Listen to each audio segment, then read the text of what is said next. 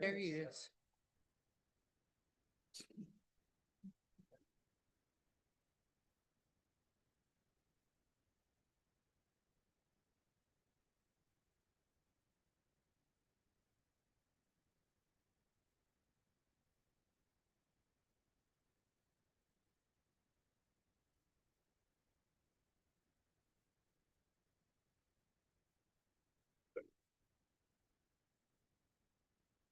There. I see 1 second.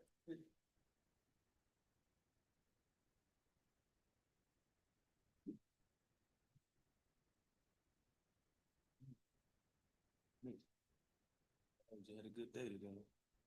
It ain't over till it's over. It ain't over till it's over. It's full speed ahead. Right about that, man. Might try to make this, you know what I'm talking about? You know, that's what I. Go ahead. Larry. But look, Larry can sit there and here in a sweet spot. Yeah. And if I do, I don't know. Yeah, more. I'm gonna tell you something. I will play. I didn't win. Oh, yeah, I heard it. It's always been delayed with this shit, right? Then I shouldn't do it. That's the or the 20 laps. That right, exactly. Well, look. I ain't gonna find that on me. It make me no difference. But no, I'm just teasing you, man. It's all good. It's what I was saying. You know they banned me for life, right? Huh? Sue, she banned me for life yesterday. Bad, right? Bad. No, I'm banned for life in our kid. Oh, I was on 30 days and then she voted a lifetime ban. welcome to the club, man. I'm banned. But look, we had a nice back and forth most of the morning. So, no, we should be doing this in public, not in behind closed doors. Do you?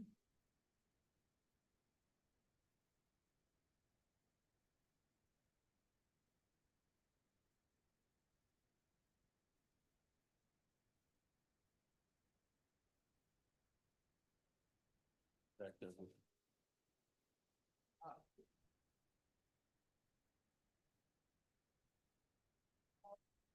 Oh yeah, that'd be like that.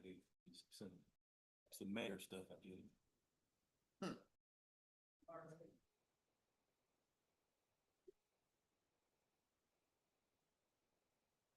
Make history.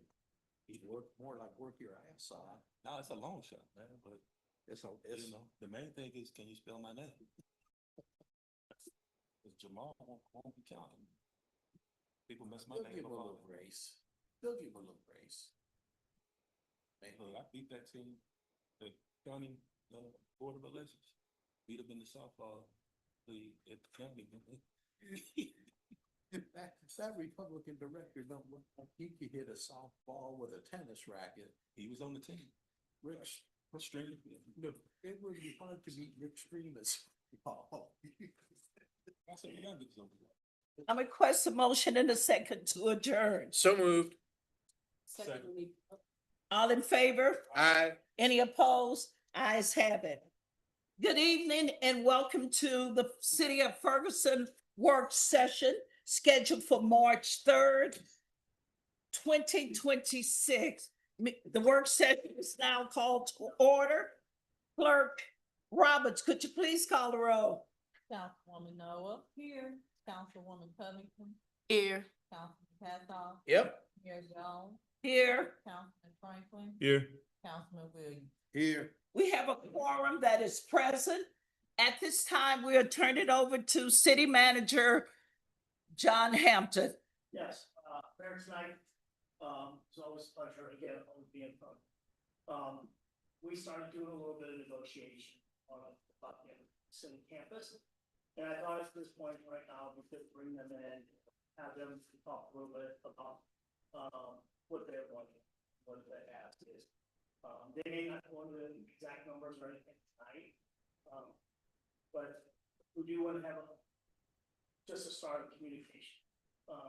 And I know that they're looking to do this rather quickly, so I think another ask may be a couple more extra special meetings that we can do. So at this time, we will be coming to. I can start. We'll do some introductions here first. Please do. Yes, Mayor Jones, council members, thank you very much for having us tonight. My name is Ernesto Segura. I'm a partner at Hush Blackwell. I specialize in real estate development law. I'm here with my client and some other parties. We can let Jim go ahead and introduce yourself. Jim Under, an attorney here in St. Louis.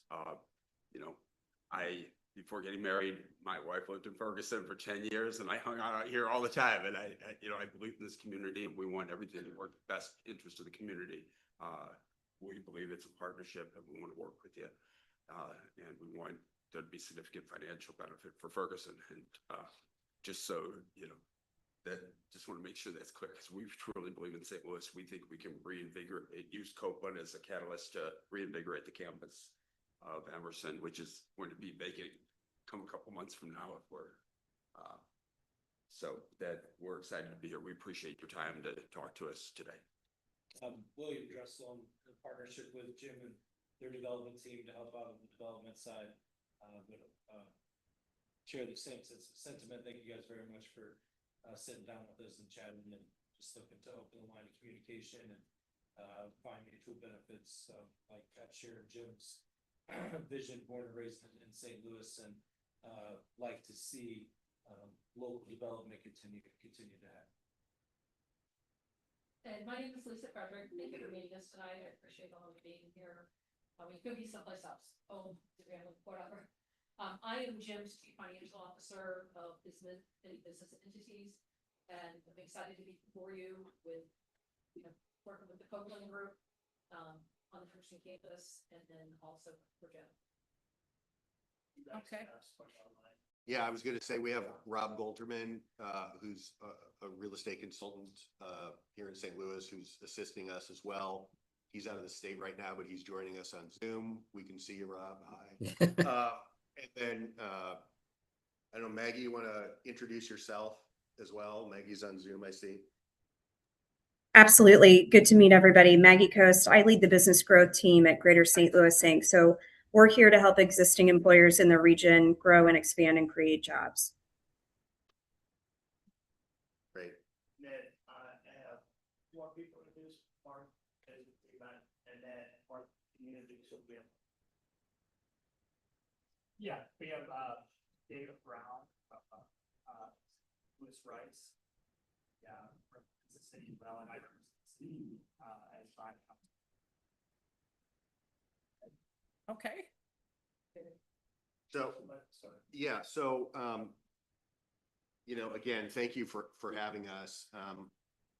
City staff and chief and Mr. Musgrave and Apollo and Mark and everybody has been really accommodating to meet with us and hear us out on, this project and trying to consider how best, as Jim said, we can look at this Emerson campus, which is now the home of Copeland, and retain Copeland. The Copeland team has been part of the conversations with the city. They're an integral part of what we want to do with the campus, but they're not here right now. My understanding is they're in Ohio, I think, doing a site visit there, because we are under the gun on a timing perspective. They need to make some corporate decisions about where they're going to house their hundreds of employees. And we want it to be right here where they are in Ferguson. We don't want to see them move away. And so the project that we have brought forth and discussed, Chief, has the council seen the term sheet? Has the council seen the term sheet? No. Okay. So what we've done is consider a global approach to this project. We look at it in sort of two different ways. The first way is the retention of Copeland, keeping the jobs here, keeping the business here, stabilizing the campus by retaining Copeland. The second part of that is what we're going to do going forward. And, you know, that requires some creativity, some entrepreneurial spirit, and is something that Mr. Onder and his team are excited to undertake and talk through with you. I think the challenge that we're facing is not only the fact that Copeland has to make a corporate decision on whether to leave, but trying to find a path to make the financing for not just the acquisition, but the continued investment and redevelopment of this campus into a future focused, internationally renowned campus of high-tech solutions and businesses, a place where we can draw people into Ferguson and companies into Ferguson from around the country. To do that, what we have been discussing with staff is the use of a Chapter 100 tax abatement program. We understand that the city has had some recent history with the Chapter 100 program and Centene, and we're happy to talk through that experience with you and how we think that our approach is significantly different from that. But what we are proposing is that we have a real estate tax abatement for 15 years that would have a payment in lieu of taxes, a pilot that is set at pre-development tax levels. And we can talk through some of the details of how we get to a number. But the idea is we don't want any taxing jurisdiction, the city included, to have any less than what they're getting today through the pilot program. So there would not be a reduction in tax revenues. We would continue to pay that base tax revenue as a payment in lieu of taxes, increasing over the first 10 years of the abatement. The remainder of the real property taxes would be abated for those first 10 years, with then a reducing percentage of abatement in the last 5 years of the 15. We've also considered and asked for a 15-year personal property tax abatement, which goes to the future plans for the campus. We see the real property tax abatement as a necessary step to retaining Copeland. This will make this campus where they want to be. It will give us a competitive financial advantage over other locations they're looking at, and we see that as a very important piece. From a development perspective, we believe the personal property tax piece is just as important. The personal property tax would be, again, for 15 years. The difference from the real property taxes is that there would not be a separate pilot under our proposal for the personal property taxes. And we would have the option to deploy that tax abatement on a parcel by parcel basis. The idea being this incentive is to be used to attract new tenants to the campus and new businesses to the campus so that we can offer them something that is becoming more and more important to these tenants focused on high tech and future looking manufacturing and a variety of different uses. But what they will do is give us a competitive advantage, give Ferguson a competitive advantage to be able to offer this incentive of personal property tax abatement to the tenants. And we think that that is going to be very important to make this site and this campus a compelling place for new tenants to come from all over the country to Ferguson. The basis of that would be we have to trigger those parcel by parcel personal property tax abatements for tenants no later than 10 years into the project. So we could deploy it after 2 years, 7 years, once we have those tenants coming into Ferguson and into the campus. Now, that being said, this is not just about attracting people and using these incentives there. We also want to deliver on the promise of jobs. And so we don't get, under our proposal, any real property tax abatement until we can prove that we have retained at least 250 jobs on campus. No personal property tax abatement would be on offer and be able to be deployed if we have not added at least 100 new jobs on top of that. Those are the starting points. These are the terms that we've put out there. Our goal today is to hopefully answer questions you have, address concerns that you all have, and come to some sort of understanding as to what the path forward looks like. We have expressed a desire to have a general term sheet considered at your next city council meeting. I know that in and of itself is a big ask. But I think what that would do is give us a non-binding agreement that Copeland has said would be sufficient for them to make a final determination on where they want to house their corporate offices. So at that point, we've covered that with the city staff. Before I turn it back and stop my portion of this, I do want to say something that we haven't put in the term sheet that we have been discussing since we last spoke with staff, that we view as a vehicle to hopefully provide you all with some flexibility, so that as we've tried to be creative on what we want to do with the campus, you all would be able to be creative on how you work with us to make this benefit the city, and not just be something where you feel like you're giving something up, but that you're getting something in return. And that's by use of a community benefit agreement. That's a tool that I and others have used in municipal deals before. We feel that is a very effective way to get the city funding and support in ways that matter to you and your citizens. The pilot is nice, and that gets the taxing jurisdictions back to where they are now.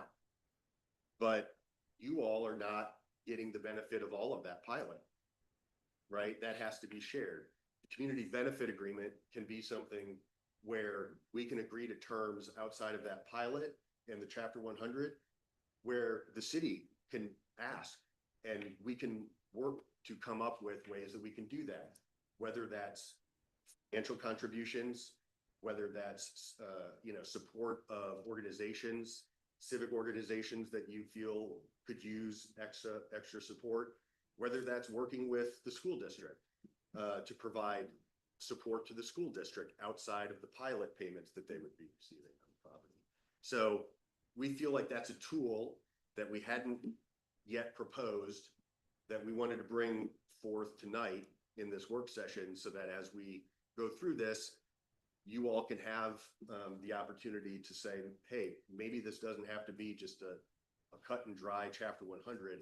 We can use this community benefit agreement to actually deploy some other resources outside of the structure of the tax abatement to make sure that we're addressing exactly what Jim said, making sure that we're giving back to the city of Ferguson and making this a positive for the city and not just a developer asking for money. Okay. So with that, happy to turn it back over to you, Madam Mayor. Anyone else from your team would like to make a presentation before I open it up to the council? The only thing I'd say is, I'm new to all this and I don't know, this abatements and all this stuff. And I know a lot of that I'd be more everyday occurrences for, communities and so forth. And as I understand it, a lot of this stuff is standard.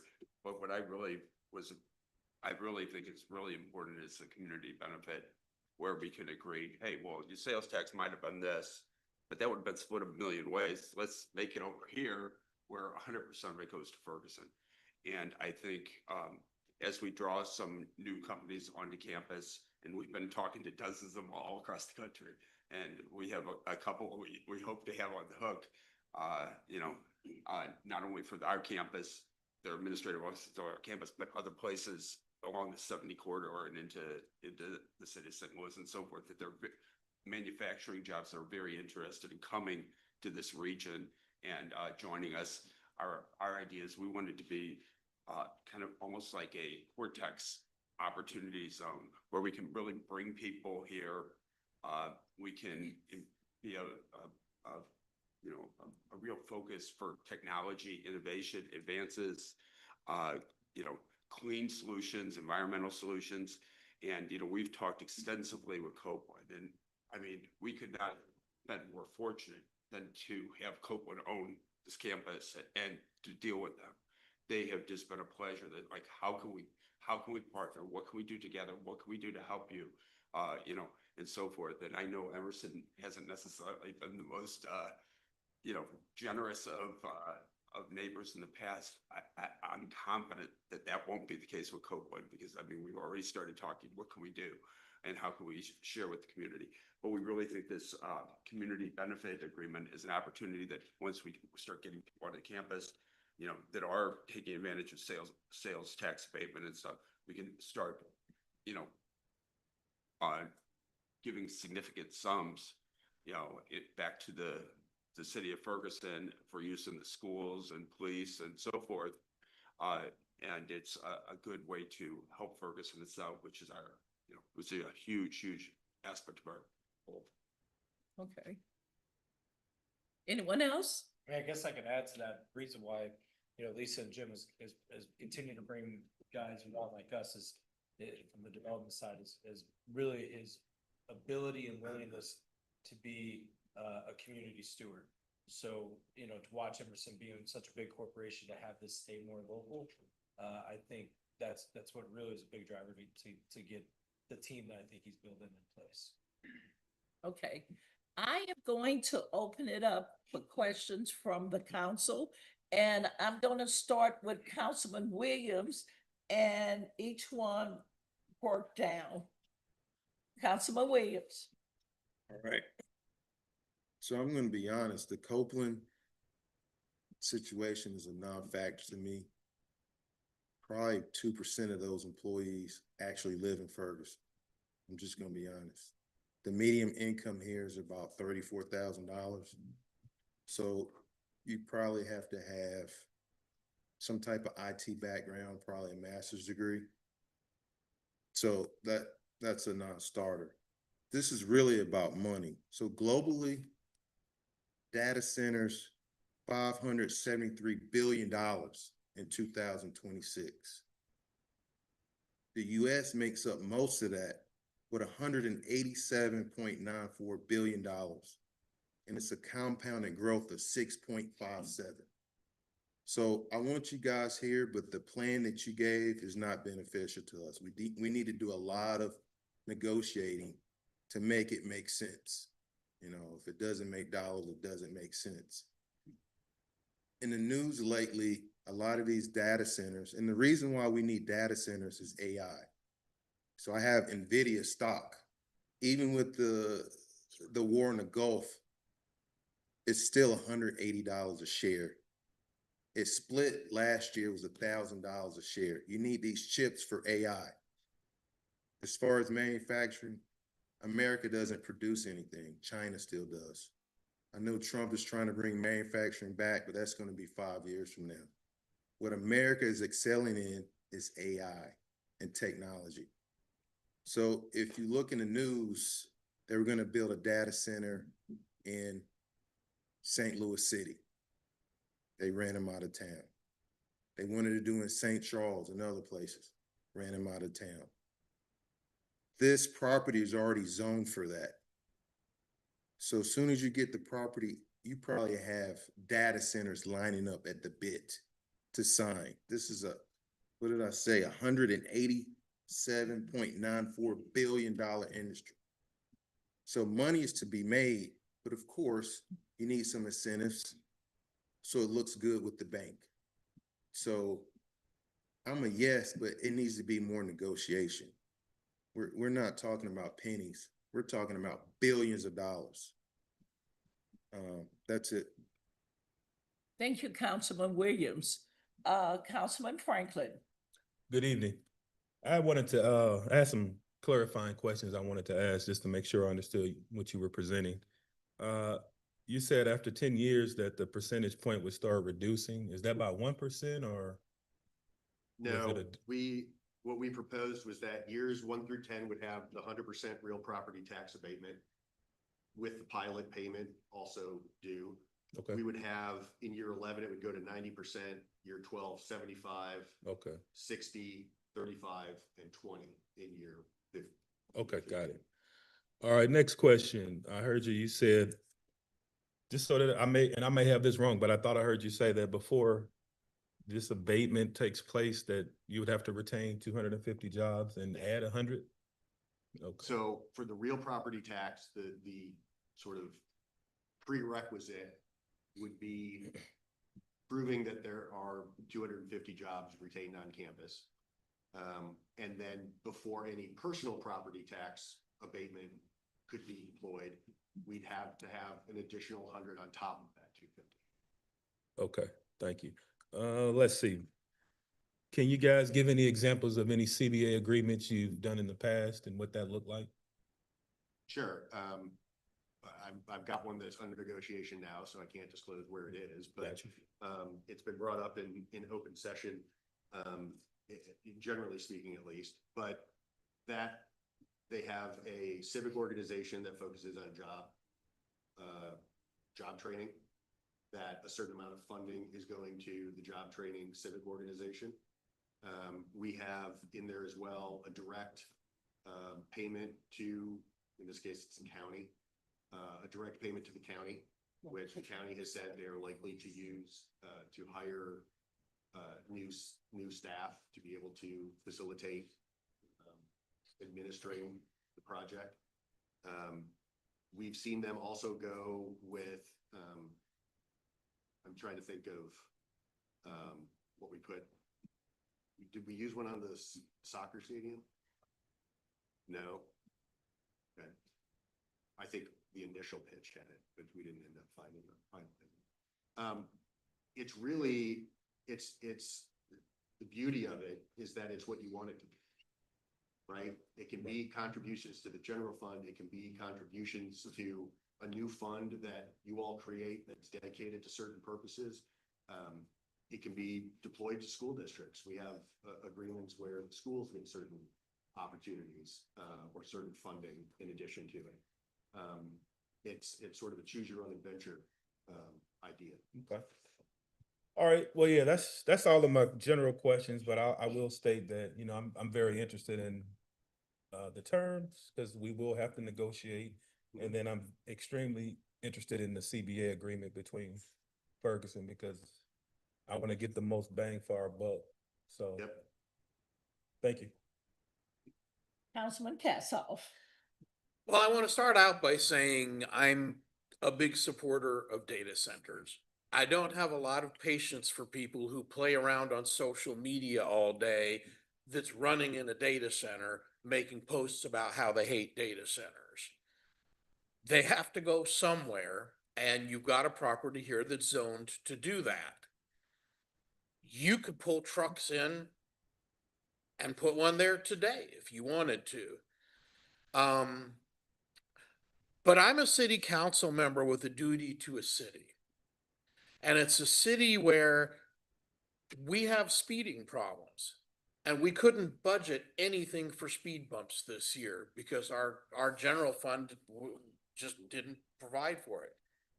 We have staff that needs training and we had to cut staff. And it's great to talk about, well, we'll do the pilot and everything will be the same for 15 years. And we're going to put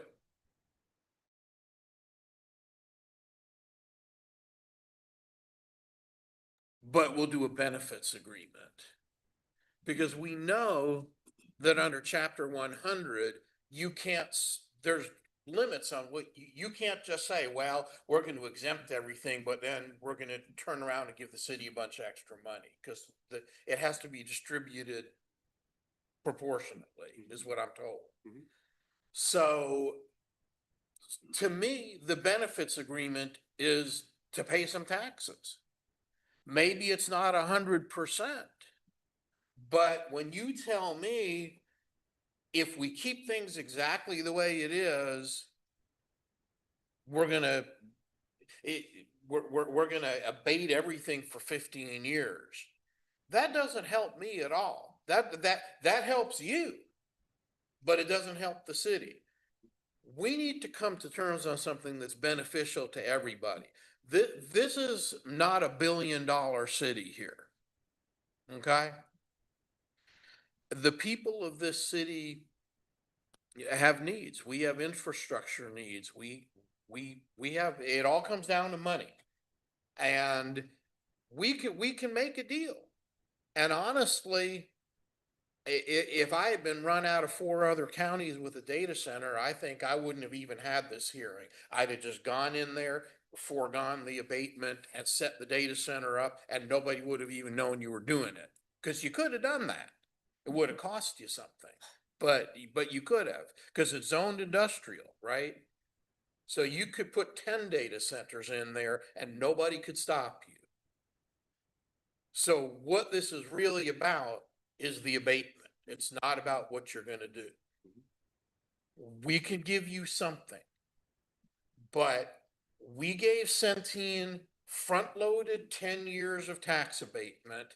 They stayed there 9 years and then they gave it to a nonprofit and we never got a dime. This city can't afford a deal like that. So number one, understand that that's the parameter. It has to benefit both of us, not just you. And number two, I understand we need a resolution. This is the first I've heard of any of the details of this, okay? I can't come in here a week from now and say, we're going to agree in principle to a list of things that's being dropped on my desk tonight. I need spreadsheets. I need details. I need to understand what this is going to mean to the city and the residents of this city, not just what it's going to mean for the utilization of that property. We want that property to be utilized and we want you to be profitable in doing it. There's no benefit to us to have an empty campus and an owner that's losing his shirt. That's not beneficial to us in any way. And we want to help you. But we can't help you in a way that continues to put all of the tax burden for the city on struggling small businesses on Main Street and working class homeowners whose taxes go up 10, 15% every year because our assessor is terrible, which is a whole other story. But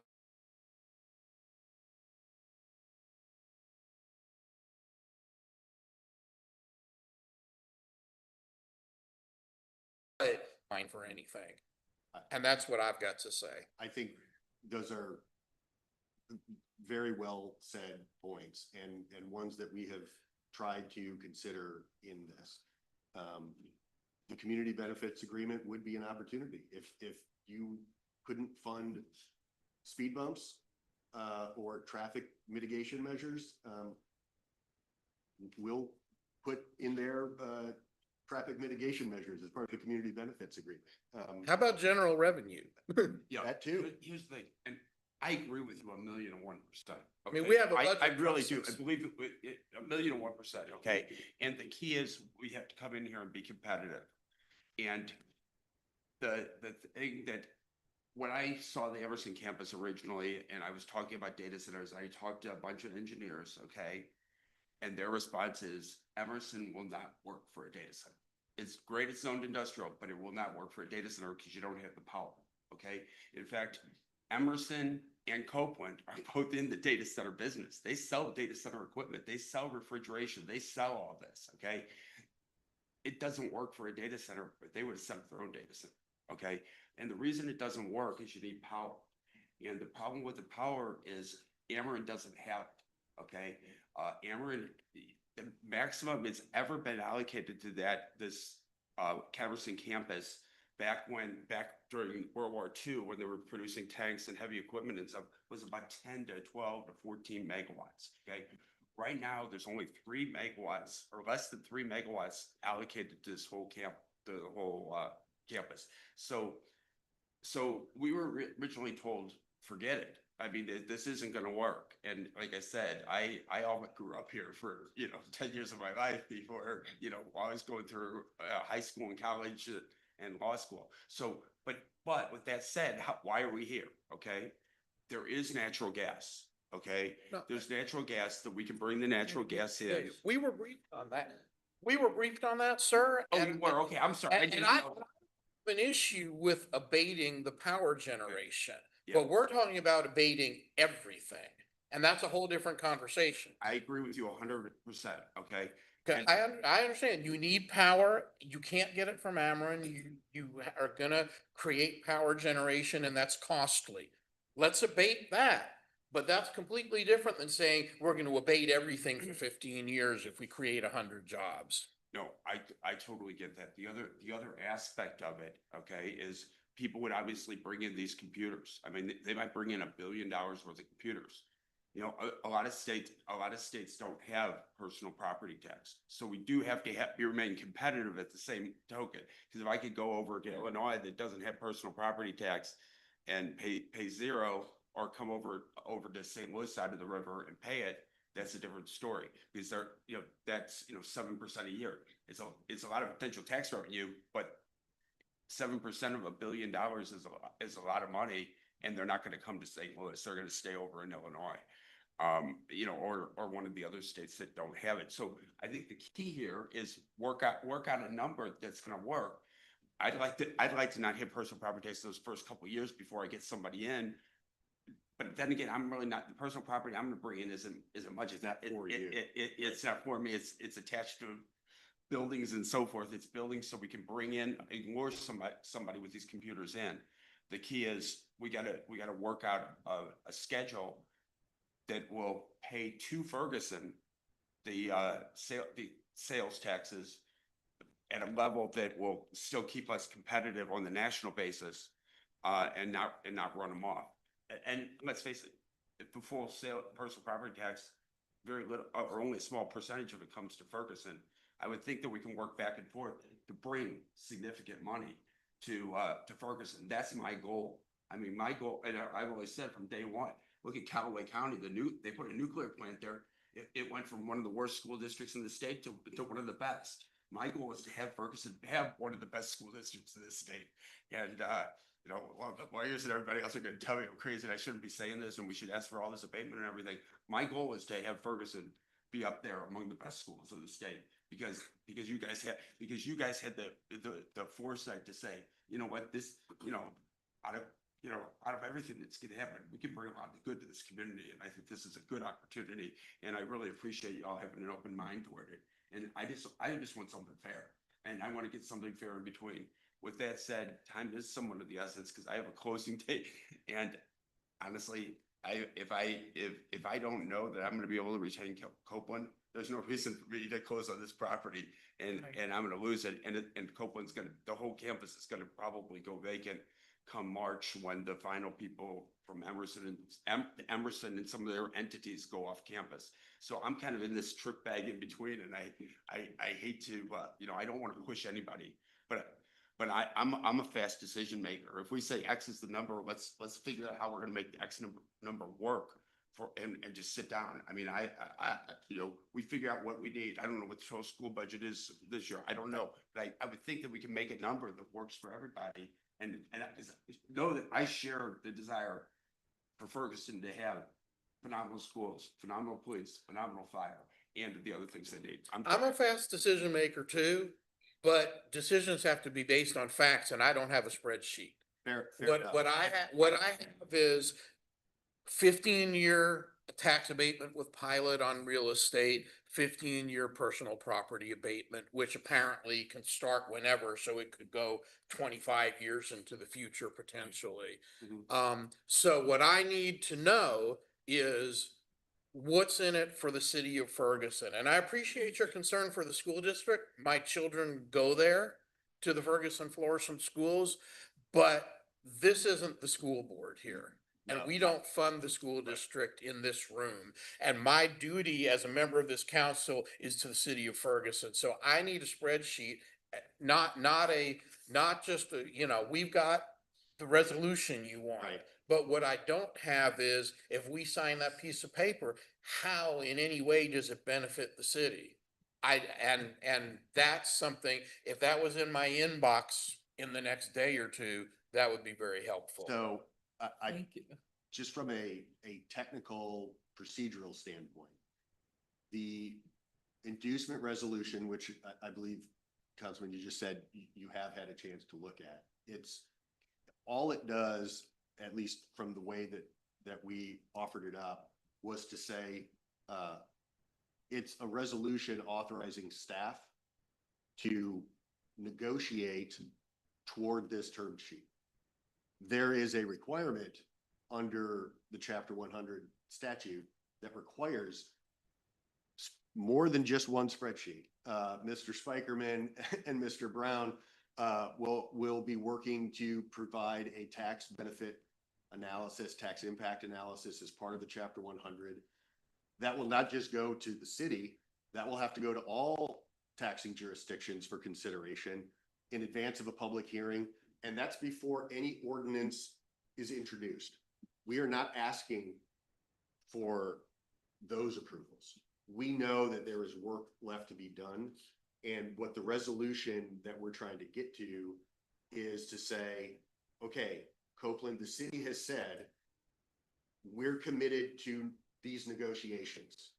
But it had specific terms in it.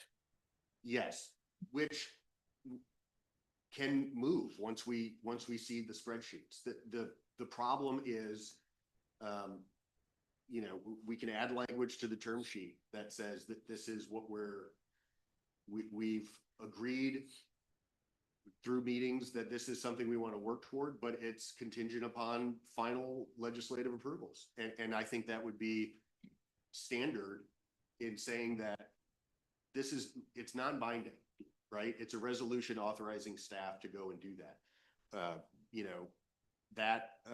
That ultimately is what we're looking for from a procedural standpoint, because we agree there by statute has to be spreadsheets. There has to be a plan detailed. There's many, many hours of work to get to that point before there's anything final before you all. Okay. And so to Jim's point, I think community benefit agreement is that vehicle to start putting some of these details into, and we would add that to the term sheet, certainly, if we can agree to certain targets there tonight that you all want to identify. Okay. And Ernesto, just for clarity though, the term sheet you're envisioning would have abatement and pilot terms in it. Yes, and if it would have general terms of 15 years, here are the percentages. The pilot, if we don't like the numbers, we can say it's sized to the assessed valuation. If the purchase price is 18 million and we take 18 million as the market value and apply it 32% assessment rate and apply the tax rate, and that's what we determine to be the pilot. I think the concepts are more important than the specific dollar amounts. So if the 425 was a misunderstanding from what I understand, because it was more like 800 and some odd $1,000 of taxes. Right. The intent we had was for it to be based on the valuations now. And so if it's supposed to be 800, that's what we'll use. We're not getting hung up on those details, because those are the fine points that have to be detailed in these spreadsheets. Okay, thank you. Councilwoman Covington. Okay, Cass, I'll just about cover everything. But I am a detail thinker, and I'm not quick to make a decision. I think it should benefit Ferguson. You're moving into Ferguson, we have a community here. Our job is to protect Ferguson. We have been burned by Centene, and that will never happen with us on council again.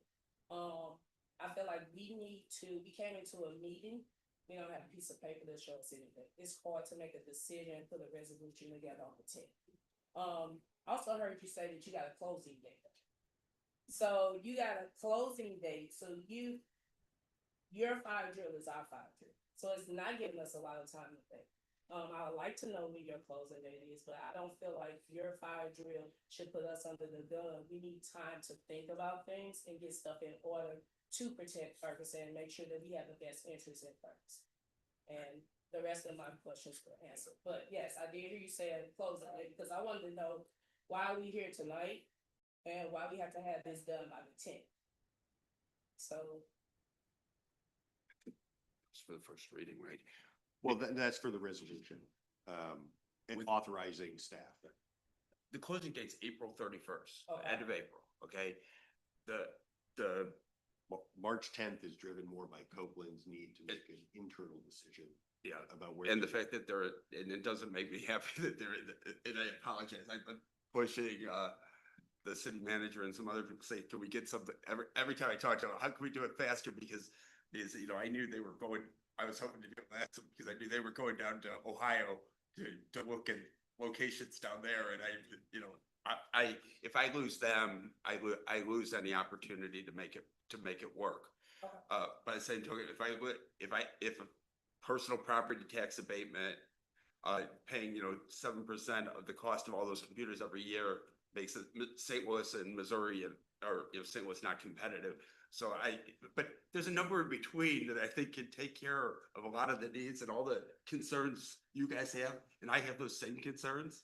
And believe me, I agree with you. They're making a lot of money doing it. Again, I'm just kind of a landlord, but they're making a lot of money doing it. So I think they should pay their fair share and help support the city, support the city of Ferguson. And likewise, talking to Copeland, I think, I don't think their generosity has been, and, now there's Copeland, I think you're gonna see a lot more, interaction with the city and a lot more generosity toward the city. And because I've had extensive discussions with them about that as well, so. I do want to just quickly circle back on the Centene piece, because that's something we tried. Please. We did try to, and I don't know the exact terms of what the deal was with Centene, but, we have, offered up, for lack of a better word, a job penalty, where if job thresholds are not met, there would be an additional pilot payment. So if you miss it by 10%, you're paying an additional 10% and losing basically 10% of the abatement. So that's a mechanism that we've used in many Chapter 100s that are tied to jobs. And so, that would be something where if it was a Centene and they walked away and there were no jobs, your shortfall is 100% on those jobs, and so you're paying full taxes. So we don't want Ferguson to have to deal with that situation either, and so we've tried to be proactive in coming up with these ideas of ways we can try and help. Anything else, Councilwoman Covington? no, ma'am. Okay, Councilwoman Noah. So much has been said. Many of my questions have been answered. I do appreciate you all coming tonight to present. If we were to agree, if we could come to an agreement, if the council agreed on a tax abatement for a certain number of years, say if it was 15 years, just putting it out there, and I don't think that that's going to happen, but you never know what's going to happen. What happens after the 15 years? After the 15 years, Yeah, what's your the plan? tax abatement would go away and taxes would be back at 100%. You all plan to stay there? You don't plan to sell? This is. My plan is to make this an entrepreneurial center. There's, you'll have the AI data centers and they'll bring their computers and so forth. I mean, we've already talked, and that's why I like Will as our power partner, because he's from St. Louis too. And like I always say, a lot of these people, just what they're doing doesn't make sense. And a lot of these data centers, the things that they're going to do are going to cause long-term problems for our environment. And, things like recapture, new technologies. We have, a hydrogen company wants to come to campus, but I also plan on buying additional high-tech computers and associated with St. Louis U and Washington University, both of whom have set up phenomenal AI programs. And, and I want to create, again, essentially a cortex up here where people can come up here. They have the benefit of being an opportunity and enterprise zone, a lot of young, aggressive entrepreneurship programs. St. Louis U and Washington have two of the best entrepreneurship, top 10, top 15 entrepreneurship programs in the country. You add that into the AI computing and the opportunities that are going to come. I want them up here. There's 1 million square feet of office space. If I have Copeland there, I can effectively give them free office space. I can invest, a few $1 million. I can buy some additional computers, AI computers that are capable just for them and for the universities, so that they can use that computers. They have free computers. They have free office and the legal advice, financial advice, and we can start some new companies up here and new entrepreneurial investments here. They did, Gates and everybody else did it out in Silicon Valley, and I'll look at all the startups that started and went from there. I think this is an opportunity for Ferguson. We're close to the airport, we're close to downtown, we're close to Clayton, we're close to St. Charles. I mean, when I go around the country, and we've been talking to people, obviously we don't have anybody committed here yet. But as we talk to people, we have a crane manufacturer that's interested. The campus isn't big for what they want, but there's a plant down in Shreve, the big Ben-Hur plant down in Shreve, that's going to be going vacant because they were bought by Buttonfish, and we can potentially use that as a crane manufacturer. They said they need at least 50 to 100 jobs that they can bring up here to the Emerson campus. For the business people, everything from staff to executives and so forth. We have a programmer out of Canada who says, because the whole, pro-America thing, he says his AI programmers up there, they can't program for America because America wants the programs to be made in America. He's talking about, would like to occupy part of the data center, and he has between 50 and 100 AI programmers that he would like to bring down to the Ferguson campus. And of course, one thing you have that's really great here is being an opportunity and enterprise zone. If they stay here and create a business and they go for 10 years, they can sell their business, and they don't have to pay federal tax on it. So it's a great incentive for new entrepreneurs. It's a great place for new entrepreneurs to set up their new business, develop it, work with us, and stay here and make the campus here a home. And I'm not opposed to expanding across the road or building some more buildings or whatever we have to do, because I think this could be a hub for entrepreneurship and new businesses. And that's my vision for this campus. And if it wasn't for that, I would have went on to a different site. Like I said, I grew up here, and I think this is a wonderful opportunity for Ferguson to really shine and be a center. The things we're talking about on data center, we're 100% carbon neutral. It's fuel cells, so it's carbon neutral. When Emerson wants to open up their gas turbines, okay, they're not using recapture. That's letting contaminants of the environment. For a couple $1 million more, you can buy the recapture technology and bring it down to almost carbon neutral. So there's no contamination. I'm doing fine as a lawyer. Will's doing fine in his energy business. But the bottom line is, if we could just spend a few extra dollars, do it right, and create a green campus, which is our goal, and make it so it kind of become the diamond of what a data center or enterprise and opportunity zone could be, and an example to the whole country about the kind of businesses you could war if you just have a community that's open to the idea and is willing to work together. And again, my goal is to fill that campus again, and then some. So I think you can see Mr. Under's passion. But the point I want to stress is he's looking forward, right? We can't look back. We're not going to get 3,000 Emerson jobs right? But what we can do is look forward. And this is a tool that we think, if we can continue negotiations, if we can get a resolution authorizing in concept something that we think might work, and authorizing staff to continue those negotiations and get to the details, that's what we're looking for, because that's moving forward, which I think everybody wants to do. Councilwoman Orr, do you have any more questions?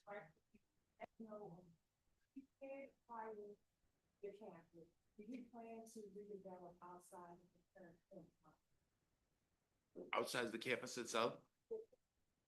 I mean, well, you know, you have a campus, there's property that's owned by Emerson. That used to be the auto shop on the corner. So Just- Emerson, lots. Emerson has lots, the residential area. Right. I know we talked about it. Yes, here's the thing. I am very much in favor of building houses and building of good quality affordable housing. In fact, you can talk to the North Webster Coalition. I built some houses in North Webster. My hobby, I'm a lawyer by trade, but my hobby has always been real estate. And I've built a ton of houses over the years. Right now, and Emerson, when they have all these lots up and down there, they were like, well, you know what, we were thinking about, trying to sell them and so forth. I'm like, let me buy them, because I would love to see, as I start to fill up the campus, I would love to be able to build nice, good quality housing so that people, can live there and frankly, walk to work. And I think that's, I think that should be the goal of all of us, to be a community that people live and work here, not we drive from West County to our little fiefdom here, which I don't mean to be critical of Emerson and how they operated, but I know people. It's all right, they're not here. Yeah, exactly, they're not here. But they would, people drove from Chesterfield down to Emerson, and it's like, wait a second, you need to be involved in the community where you work. And I would, very much welcome the opportunity to build homes, here in the community. And again, the key there, of course, is cost of construction versus interest rates and what's affordable. And right now, cost of construction is just crazy and interest rates are pretty high. And it's hard to make the numbers work, but I want to own those lots so that when the combination becomes right, I can build nice quality homes and, and be something that, And keep people. and keep our here. people. Let them walk to work.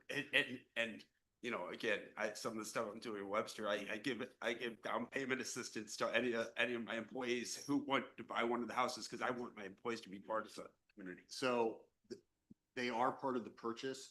We do not anticipate them to be part necessarily of the tax abatement structure, because we need that to sort of match the zoning of the campus. Because we don't intend to change zoning. You like it, we want it. We're going to stay in that lane and just do it with that future forward. May I make one comment before you go to Councilman Williams, if you don't mind, just to add to Jim? Whoa! Jim. Whoa, Sorry. okay. You cannot, never mind. Are you finished? I was gonna answer her question. Okay, are you finished? I was gonna answer your question, that's it. A little bit more, but I don't need to, I'm sorry. Okay, you can answer a question.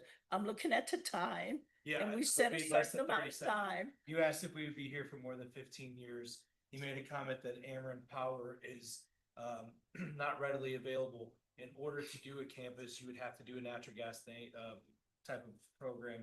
Those are normally minimum of 15-year agreements in order for those economic things to matter. So I was just showing you the long-term agreements that would put us within at least range of that and more with these types of infrastructure investments. My apologies.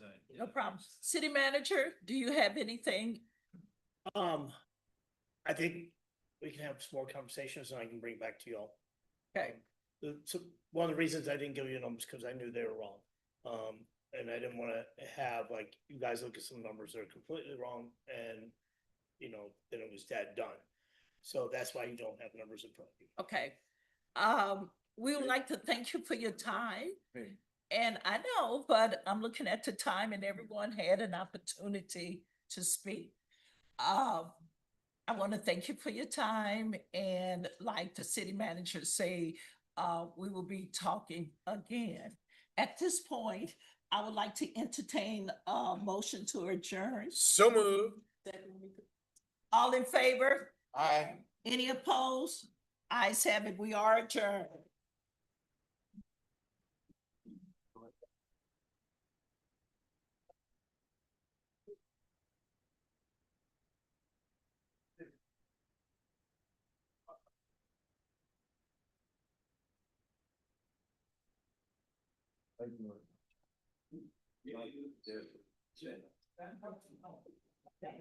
So